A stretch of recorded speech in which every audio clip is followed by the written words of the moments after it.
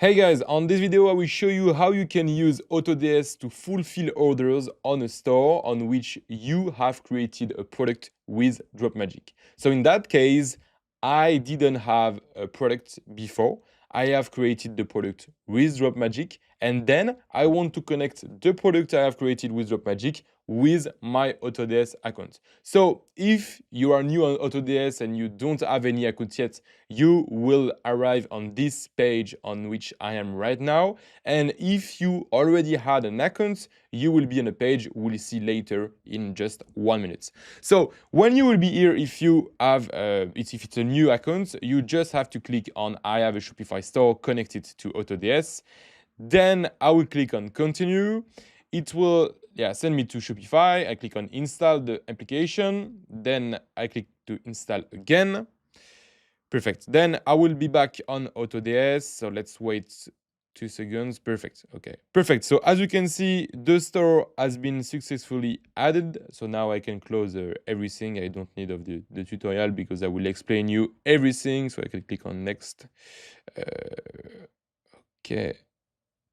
Finish. Perfect. Close that.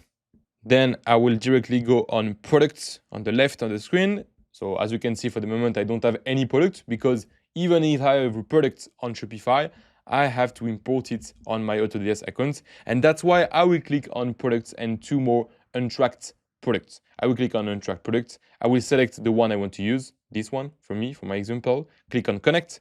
Then here I will have to copy and paste the link of the supplier I want to use. So you can go directly on AliExpress to find the supplier if you want. So you can change which warehouse you want to use. You can also change the supplier source. So in my case, I will keep AliExpress, but as you can see, you have a lot of different options.